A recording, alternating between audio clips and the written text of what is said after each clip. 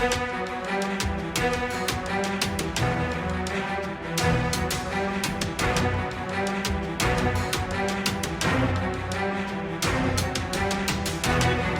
झुकती है, झुकाने वाला चाहिए. अशोक खरातनं एक नवी कबुली एसआयटीच्या अधिकाऱ्यांना नाशिकमध्ये दिल्याची माहिती पुढे आलेली आहे. त्यांनी बऱ्याच गोष्टी कबूल केल्या, पण बऱ्याच गोष्टी अजूनही कबूल करायच्या राहिल्या. पण या प्रकरणाला एक नवं वळण मिळालं, एक नवा ट्विस्ट मिळतोय. तृप्त बाला, जी अशोक खरातची मुलगी आहे, तिची चौकशी एसआयटीच्या अधिकाऱ्यांना केली तर कोट्यवधी रुपयांची संपत्ती ही तिच्या नावावर असल्याची माहिती हे मिळू शकते. अर्थात या प्रकरणात दररोज नवे खुलासे होत आहेत.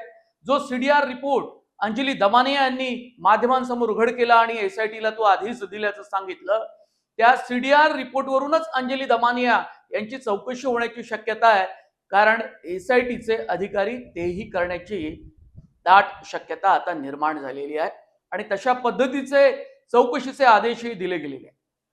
ईडी या प्रकरणामध्ये येईल आणि ईडीच्या माध्यमातून आर्थिक व्यवहार हे तपासले जातील असं म्हटलं जात होतं, पण अखेर ईडीची एंट्री या प्रकरणात झाली आणि 1500 कोटी रुपयांची एकूण मालमत्ता ही अशोक खरातची असण्याची शक्यता निर्माण झाली, जी आधी 40 आणि 50 कोटींपर्यंतच सीमित होती, मर्यादित होती.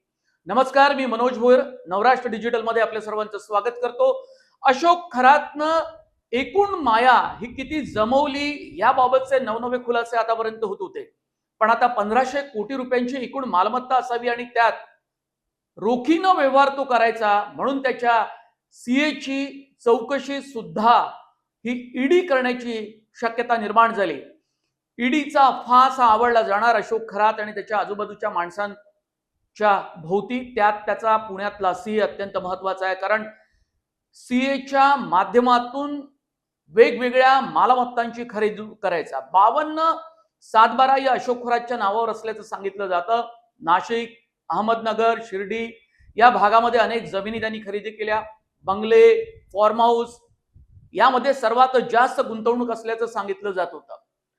एन्फोर्समेंट डायरेक्टर म्हणजेच ईडीचा तपास बेसिकली दुबईला जो पैसा पाठवला जात होता किंवा वेगवेगळ्या देशातनं त्याला इंटरनॅशनल कॉल्स यायचे, जे सेफ झोन मनी पार्किंगसाठी सांगितले जातात किंवा जे प्रसिद्ध आहेत, यात Dubai, Australia, Qatar, virgin island आणि आणखी काही 1-2 देश आहेत ज्यातून सातत्यानं अशोक खरातला फोन येत होते.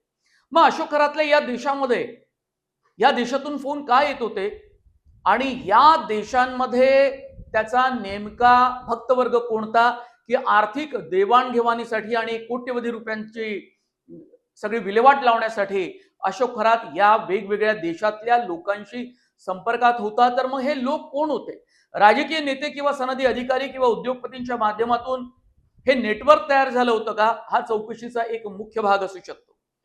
पोलीस कोठडीमध्ये अशोक खरातनं वेगवेगळ्या गोष्टींची कबुली दिली. म्हणाला की दुनिया झुकती है, झुकाने वाला चाहिए, अशा प्रकारचा एक वाक्य त्याच्या चौकशीमध्ये पुढे आले आहे. याचा अर्थ त्याच्यामध्ये किती माज होता आणि अजूनही वेगवेगळ्या प्रकारचे मंत्र जाप तो कोठडीमध्ये करत असतो.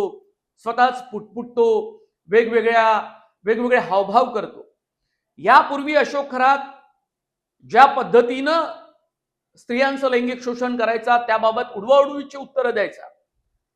तो कुठला पदार्थ वापरायचा, पेढे कुठले खाऊ घालायचा, कुठल्या द्रव्य तो स्त्रियांना पाजून मग त्यांचा आर्थिक आणि लैंगिक शोषण करायचा, याबाबत तो उडवाउडवीची उत्तरं देत होता. पण आता मात्र त्यांनी सांगितलं की वशीकरण आणि चमत्कार नाही, तर हात चलाकी असल्याचं अशोक खरात यानं पोलिसांकडे कबूल केल्याची एक माहिती सूत्रांनी दिली आहे. आपल्या महाराष्ट्रात आणि भारतात असे अनेक भोंदू बाबा आहेत जे वशीकरण, चमत्कार, दैवी शक्ती त्यांच्यामध्ये असल्याचं सातत्यानं सांगतात, पण तसं मात्र काहीही नसतं. ती हात चलाकी असते किंवा महिलांना आपल्या ताब्यात घेऊन त्यांची फसवणूक करण्यासाठी वेगवेगळ्या क्लुप्त्या वापरल्या जातात आणि हीच या भोंदू बाबांची मोडस ऑपरेंडी असते. आता या प्रकरणामध्ये तृप्त बाला नावाचं एक नवीन कॅरेक्टर येतंय. अशोक खरात यांची ती मुलगी आहे, जिच्या नावावर त्याचा बंगलाही आहे. ही तृप्त बाला नेमकी कोण आहे याबाबत वेगवेगळी माहिती पुढे येत होती. पण आता मात्र तृप्तबालाची चौकशी एसआयटीचे अधिकारी करतायत. या संदर्भात होऊ शकतं की तेजस्वी सातपुते ज्या एसआयटीचे प्रमुख आहेत त्या पत्रकार परिषद घेऊन आणखी काही माहिती देतील. पण तृप्तबालाच्या नावावर कोट्यवधी रुपयांची संपत्ती आहे. जमीन, बंगला तर आहेच तिच्या नावानं, पण वेगवेगळ्या ठिकाणी ही संपत्ती गुंतवली गेल्याचं सांगितलं जात आहे. पत्नी अशोक खरातची फरार आहे. अँटिसिपेटरी बेल अग्रिम जमानतीसाठी तिने जामिनासाठी अर्ज केल्याचं सुद्धा ही माहिती सुद्धा पुढे आली. पण ही अशोक खरात याची बायको काही एसआयटीच्या अधिकाऱ्यांना, तपास अधिकाऱ्यांना अजिबात सापडत नव्हती. पण मुलाची मात्र ताब्यात घेऊन चौकशी केली. नंतर त्याला सोडून दिलं गेलं हर्षवर्धन, आणि मग पुन्हा पोलिसांनी त्याला आपल्या ताब्यात घेतलं. आता या पोरानं असं सांगितलं की लाखो रुपये घरामध्ये यायचे कॅशच्या स्वरूपात, आणि कॅशच्या स्वरूपातच अशोक खरात बराचसा व्यवहार करायचा. याचा अर्थ लक्षात घ्या की सनदी अधिकाऱ्यांच्या बदल्या होत असल्याचं सुद्धा सांगितलं गेलं. 2 महिला डीसीपी आणि एसीपी पदावर असलेल्या त्या सुद्धा अशोक खरातच्या संपर्कात असल्याचं सांगितलं गेलं. त्यांना हवी ती पोस्टिंग पाहिजे किंवा पोस्टिंग कुठे मिळू शकेल ही माहिती विचारण्यासाठी ही सूत्रांनी माहिती दिली. या अगोदर आय एस अधिकाऱ्यांची नावं सुद्धा ही पुढे येत होती. म्हणजे आय एस अधिकारी त्याच्या सातत्यानं संपर्कात होते, त्याच्या बंगल्यावर आश्रमात जायचे. आता हा सनदी अधिकारी आणि बड्या प्रशासकीय अधिकाऱ्यांचं जे नेटवर्क अशोक खरातचं होतं ते बदल्यांचं एक मोठं रॅकेट चालवत असल्याची माहिती सातत्यानं पुढे येत होती, आणि त्यातून मोठा आर्थिक व्यवहार सुद्धा झाल्या असल्याचं सांगितलं गेलं. हवाला रॅकेट, बदल्यांचं रॅकेट, सेक्स स्कॅन्डल, वेगवेगळ्या गोष्टी सातत्यानं या पुढे येत आहेत. यातून भारतात त्याचं आर्थिक नेटवर्क, आर्थिक व्यवहार, आणि याशिवाय विदेशात त्याचा संपर्क, त्यातून जमवलेली सगळी ही माया, याच्या पाठीमागे नेमका कोणता नेता आहे? वेगवेगळी नावं सातत्यानं घेतली जाते, आणि नेत्यांच्या आशीर्वादाशिवाय त्यानं हे सगळं कमवलं असेल का, जमवलं असेल का? अनेक लोकांची त्यांनी फसगत केली, फसवणूक केली, आर्थिक शोषण केलं, लैंगिक शोषणाच्या त्याच्या वेगवेगळ्या कहाण्या सातत्यानं पुढे येतात, अजूनही येत आहेत. पण एवढी मोठी संपत्ती 1500 कोटी रुपयांची त्यांनी जमवली असेल तर यात केवळ अशोक खरातचाच हात आहे की वेगवेगळ्या लोकांची संपत्ती त्यानं गुंतवली आणि त्यासाठी तो एक केवळ पुढे आणलेला एक चेहरा होता?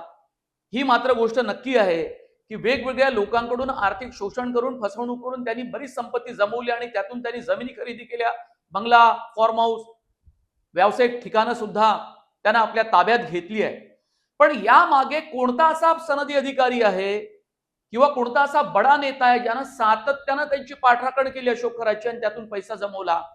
या गोष्टी मात्र पुढे येण्याची शक्यता आहे आणि त्या तशा पुढे याव्यात अशी लोकांची इच्छा आहे. कधी लोक कॉमेंट करतात व्हिडिओ खाली की अशा प्रकारची माहिती पुढे कधीही येऊ शकत नाही, केवळ अशोक खरात हा सुद्धा एक बळीचा बकरा बनवला जाईल. पण अशोक खरातला बळीचा बकरा जरी बनवलं गेलं असं लोकांच्या मनामध्ये असलं तरी सुद्धा अशोक खरात हा या काळ्या कारनाम्यामध्ये सामील असल्याचे अनेक पुरावे एसआयटीच्या हाती आले आहेत. फक्त मुद्दा इतकाच आहे की त्याच्या अवतीभोवती असणारी माणसं जी सरकारमध्ये असतील तर, आणि जर सरकारमधले बडे अधिकारी असतील तर त्यांची नावं मात्र केव्हा उघड होईल हे मात्र एसआयटीच्या पत्रकार परिषदेमध्ये पुढे यावं अशी लोकांची इच्छा आहे. खूप वेगवेगळ्या सातत्यानं गोष्टी पुढे येत आहेत. तृप्तबालाच्या चौकशीतनं बराच हा सगळा आर्थिक व्यवहार पुढे येण्याची शक्यता निर्माण झालेली आहे. पाहूया काय काय होतं. मुलाच्या, बायकोच्या आणि तृप्तबालाच्या चौकशीतनं बरीच माहिती पुढे येऊ शकते.